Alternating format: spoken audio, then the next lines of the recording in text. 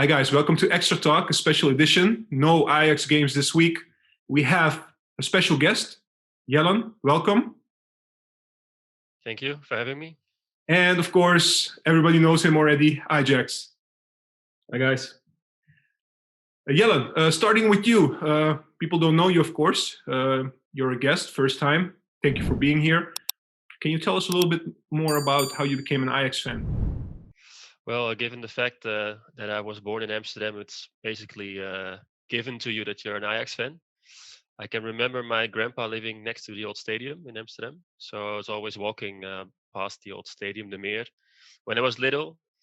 And actually, my first memory I have of Ajax is the early fan days, where you can go as a little boy and get all the autographs from Stefan Pettersson at the time, and actually got a rub on the head from Louis van Gaal when I was 6 years old. So that was when my love for Ajax began. And then, of course, in the 95 final is one of my best memories, actually. Yeah. We can understand that. Very good, very good. Welcome. So guys, the reason why we're starting with the Extra Talk today is because we have something to discuss. And basically, we had a super January. We had a lot of tough games. We did tremendously well, actually. And I just want from you guys just your key takeaways. What was the key takeaway for you in the in January month, the super January month? Ajax, I'll start with you. Yeah. First of all and foremost, all the points we got, of course. I remember you asked me and Papimento in early Extra Talk how many points we wanted to get in this month, and I believe 17 or 19 was the most. 18. 18 was the most, and I said 16, but at bare minimum 13. One draw and a loss. So only a draw this month, which is awesome. The key takeaways are we left some of our competitors behind, so we have a gap now. Although we didn't play well every game, we fought a lot. We went behind 2-0 against PSV, and we almost got the win. Other matches we didn't play always very well. A very, very good match, but we won. We got the 3 points. Also, for me, positive, Labiat played less, and Ten Hag started to make some more sensible choices, especially the last few games. Positive for me also is the South American guys and Alvarez, of course. They played more minutes. They performed well. Martinez got more minutes. Alvarez played very well last 2 games. You see there's more balance in the field. Negative things for January is that Ten Hag is still sometimes making not that smart of decisions. And although he's playing well, Haller, I can see he needs time to gel into the team. He's doing very good statistics-wise. A lot of assists, a lot of fighting power, a lot of energy he puts into the game. But it is not clicking yet. I do have high hopes for him. And also a positive for me is, although I do not agree with the terms that he did Overmars, but Promes went away. He didn't play that well the first half of the season. A lot is happening with him, considering the stepping incident, the allegedly stepping incident. And I'm very curious about Idrissi, so I hope he can be of good value to us. I'm very looking forward to the Sevilla, the Lille games. This will be one of the biggest tests up until now, because this was still eredivisie. And for now, 15 points. We are 7 points ahead of PSV, I think, from memory. That's the second in the standings. So yeah, very positive overall. And I hope Ten Hag continues with making some more sensible choices and giving some more players some more playing time. That's about it for me. All right. Thank you, Ajax. Yellan, your take.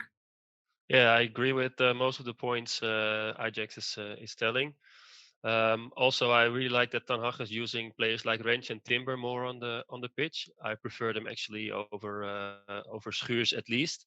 Martinez is debatable, but at least I think that Schuurs is just not good enough at the moment to play in Ajax. Next to that, I think that failing to extend the Brobbey contract is a negative actually, because I think that he's a good player for the future. And it also plays in another negative point is that he keeps on playing Labiat in the striker position, even in favor sometimes of Brobbey, which I don't agree with. If he wants to play him, I think he'd be better suited as a 10 and not in the striker position. And the same goes for Promes, but he's now gone. And I think that Ajax did actually a very good job to get at least, if it goes through, 10 million for him back, because the way he was playing the last 6 or 7 months, when basically after Ziyech is gone, he was basically falling down even more on and off the pitch. So I think that actually did a good job to get at least some of the money we paid for him back. And yeah, I think the results are very good. I saw some good fighting spirit against PSV, which is almost unlike Ajax under Ten Hag. Usually we control the game and then build on from there, or we control the game and we lose the game after that. So that was good to see. Overall, very happy. I'm also very curious why we actually bought Sean Kleiber, because he seems to be now third in the line, because Rens and Timber are playing on the right back position even before he comes in. So maybe he also needs time to gel or something. But I'm curious to see what happens with him. And I'm very happy with what I saw from Haller. Also as a target man, not necessarily as a goal scorer. But I think overall the team plays better with him on the pitch. So overall pretty happy, but some key takeaways to improve on. Thank you, Yellan. A lot of interesting points from both of you. Let's start with the Brobbey situation. Let me just fall into that right away. What do you guys think we should do at this point? Because listen, Brobbey had the opportunity to extend, still has the opportunity to extend, but the problem is now we cannot sell him anymore. The transfer deadline is gone. I mean, we can sell him to Russia. The Russia transfer deadline is still open, but you know what I mean. If we don't extend the contract, he'll be a free agent in the summer. So what's happening here, guys? What should we do? I mean, do you think Ajax has been sensible, or do you think Ajax should have pulled the plug already on this one? Yellan, your take first, please. Well, it's a bit of a difficult situation. He also I think he has Raiola as an agent or as a manager. So that's always difficult. We saw it with Gravenberg and we saw it with a lot of Ajax players in the past. So his best guess was actually to go to Italy because of the contacts Raiola has in Italy. But I do think that Ajax has missed an opportunity to actually extend his contract. Especially with Huntelaar leaving, there was a place open for him, maybe second in line after Haller. So I don't know what happened there. If the demand is too big from Brobbey and his side, or that Ajax just doesn't want to have him on the squad. I don't know, but I think he could be a good one for the future. Yeah, I agree with you, Yellan.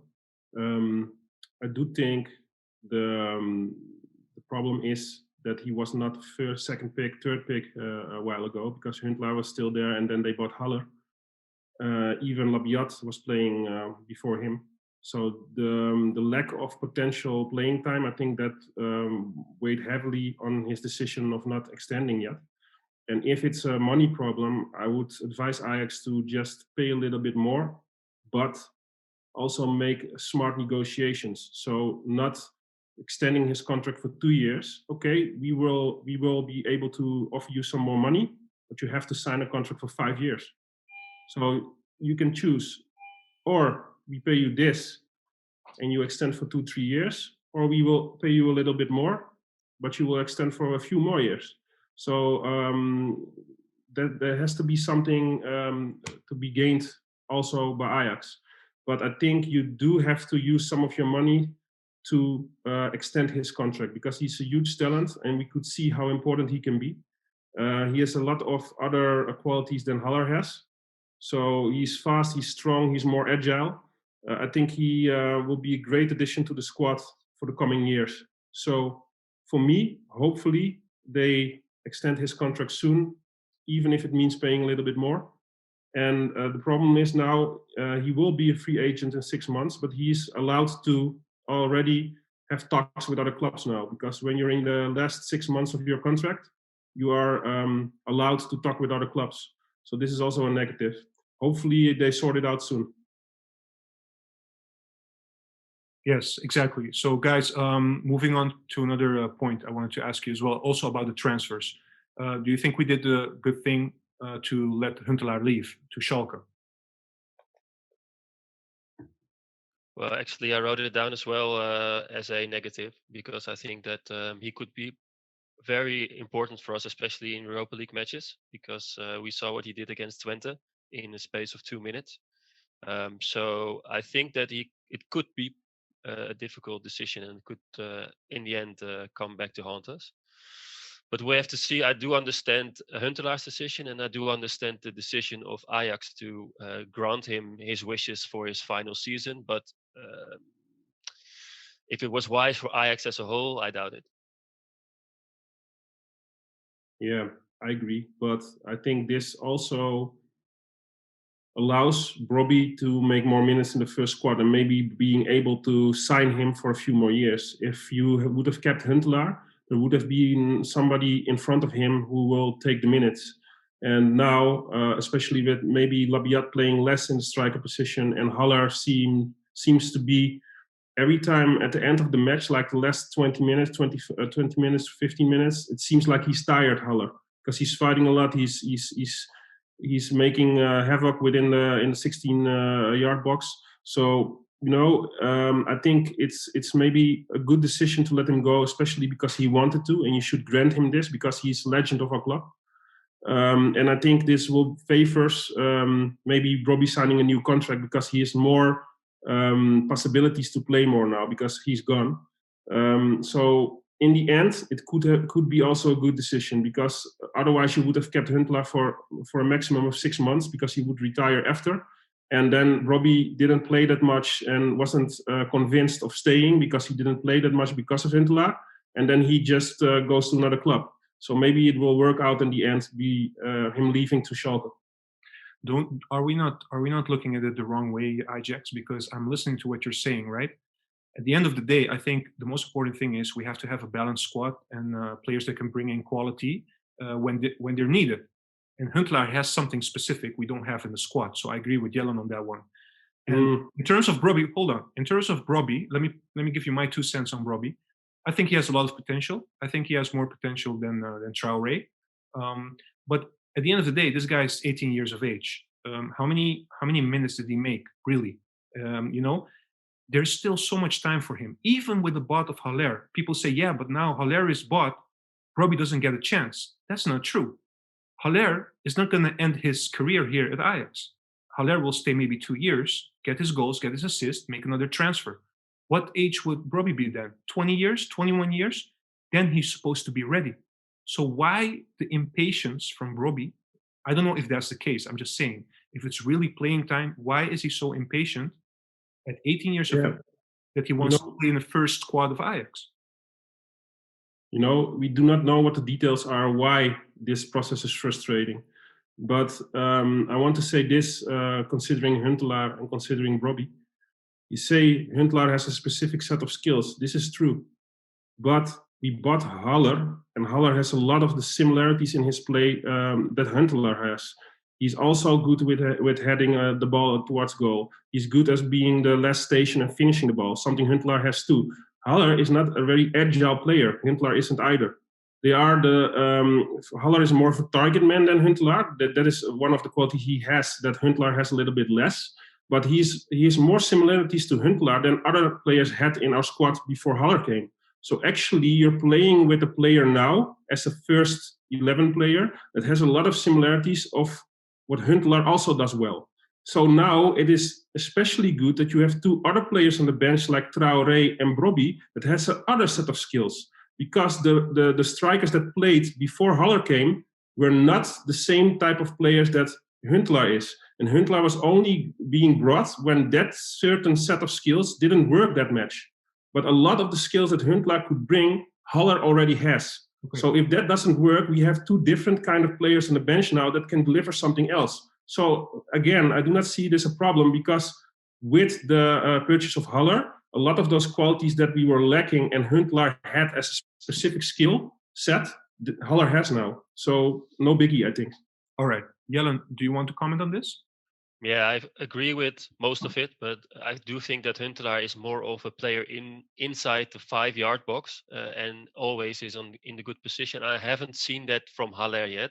I think that he is more making others around him play better, and you can also get behind the back line. So I really have to see if Haller indeed has the same qualities as Huntelaar does when being in the right position at the right time and yeah, the nose for the goal, as they say in Holland. So I think he has the potential to have the same kind of qualities and the same type of play, but I haven't seen it from Haller yet. So we'll have to see if that's the case. Actually, the only goal he scored was that kind of goal. It was a tip in at the first post in the 5-yard box, and he came in front of his direct defender, direct opponent, and he actually finished the ball. So I agree with you, Yellan, that we need to watch and see if he will deliver this in the long term. But the only goal he scored was within this 5-yard box and was that kind of goal that Huntelaar always makes. So I did see it already a little bit. Yeah, but the only thing I would add to that as well, just in favor of Yellan, is Haller has missed a couple of opportunities, which I think Huntelaar would have made in January. Not taking away anything from Haller, by the way. That is true. Okay, so guys, we have to hurry up a little bit. We talked a lot about the transfers. So let's move to something else you guys talked about. So the team. The team has been shifted a little bit towards the end of January, especially the cartel was added. But also, as you guys correctly mentioned, there was a couple of youngsters also showing their potential. I'm talking about Rensch, of course. I'm talking about Timber. And of course, Gravenberg throughout the whole season. I mean, we don't have to mention that he's been outstanding. How do you guys think? Do you guys think now at the end of January, do you guys think we're closer to our ideal taking away Kudus, who's injured at the moment? I'm sorry for that. But if Kudus is not available yet, do you think we are nearing the perfect team selection going into February? Yellan, your take. Yeah, for me, it's a bit unclear still because he has switched around a lot in January. So it's difficult to say. I do think that we have a lot more options in defense, but in midfield, I don't think so much because when I look at the midfield, he always chooses the same people. I haven't really seen any new faces there. Do you favor Gravenberg and Alvarez, or do you favor Gravenberg and Klaassen in the pivot? Well, to be fair, I always was very critical of Alvarez, but the last few matches he really surprised me in a positive way. So it's difficult to tell if it's just a temporary revival of Alvarez or that he really getting adjusted. I think his family also came over from Mexico. So it might be that he's privately in a better situation because he plays a lot better. So then I would say Alvarez and Gravenberg. But from what I've seen at the beginning of Klaassen, I was really happy with what Klaassen did. And he has been slacking a little bit in the last 6 weeks, in January, basically. So it's difficult. I think it's a little bit of 50-50 situation. But if Alvarez is going back to his old level of play, then I would prefer Klaassen. Yeah, for me, I prefer the Gravenberg-Alvarez duo. Also, if he remains being able to play like this every match, Alvarez. Because also, like Yellan, I've been very critical about him in the past, but I've been singling him out in the last talks that I'm being very happy with what he's showing. So for me, the ideal midfield would be Gravenberg, Alvarez, and potentially Kudus on 10. Because I do like Klaassen a lot as a player, and I agree with Yellan that he's been below par in January.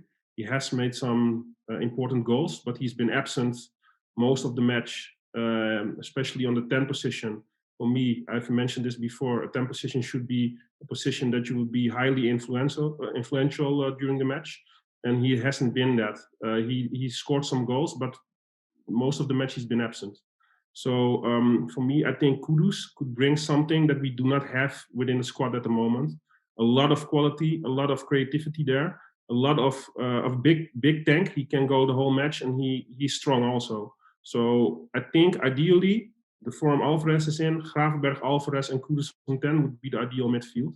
And are we happy with the formation right now? I'm more happy than I've been in a while, because some players are not playing like Labiat, and he's making some smarter decisions now. But still, I'm worried about our defense. I'm worried he will just fall back with playing Blind and Schuurs again. And Blind has been terrific, especially the passing, but he's a liability in the defensive part of the game. And also Schuurs has not been that performing that well. So I hope Martinez or Timber will remain in the squad, so that there's a little bit more balance there too. This was basically my last question to you guys, because also Yellan mentioned earlier in the XtraTalk that he wasn't a fan of Schuurs this season so far. So I want from both of you, how would you play going forward at the back line? Who would you sacrifice? Who would you bench? Ajax, you go first this time. Maybe defensively, the best duo would be either Martinez and Timber, or Martinez and maybe Schuurs, because has a little bit more height. But since Blind has been instrumental for our passing play, and we seem to be missing that at the midfield at the moment, somebody who can do the build-up play, let's remain with Blind at the center for now. Although it's also a liability, but let's be positive and let's hope he brings what he needs to bring in the passing area, and play with Timber next to him. That is maybe the more sensible choice. Or you have to go Martinez, maybe Timber or Schuurs, but you have to sacrifice Blind then, and I do not see that happening with Den Haag. So if somebody has to be sacrificed, it will be Schuurs, because Blind has been, he's not been in the discussion of being dropped. He's always playing like Tadic. So, and I do not see him playing at the left back position, because Nico, when he's fit, he's always playing.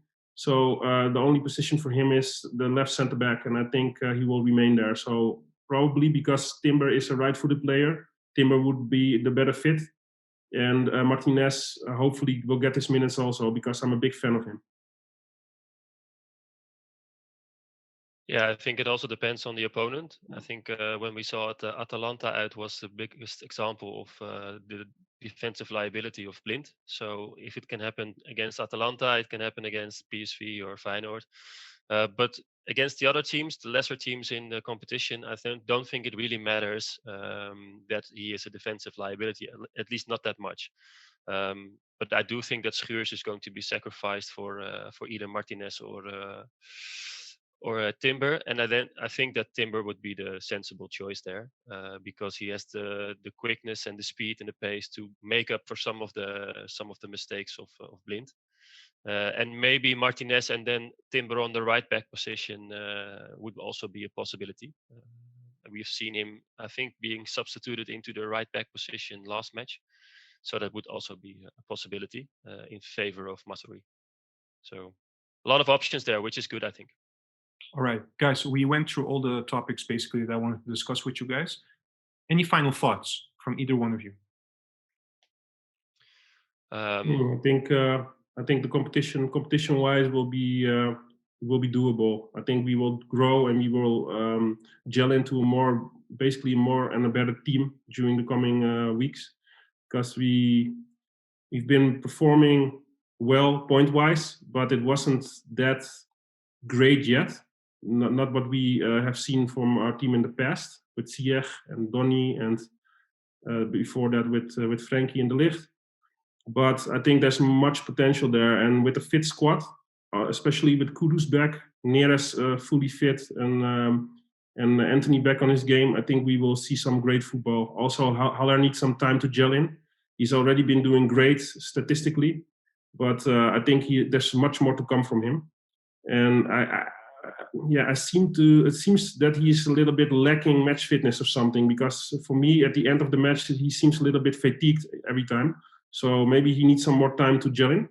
And I'm happy with how the things are going. I think we will be champions if we continue like this. And I'm very curious how we will perform against our opponent from France, against Lille, because that will be a big test, and we could see how good we are really at the moment. Yeah, I agree. The most thing I'm looking forward to is the match against Lille, because that would be a good test to see how good this squad really is, because all the competitors are dropping points left, right, and center. So I don't think the if we keep on like this, it would be really difficult to lose the championships. I know it's strange to say in the beginning of February, but I do think that we have by far the best squad in this competition. And I do think that if we can get it right, that we can go a long way again in the Europa League. But also the players like Tadic and Haller need to show that they have the experience on this level, and they need to show it. So I'm very curious about what's going to happen. Guys, I can feel it, man. I can. You want to subscribe.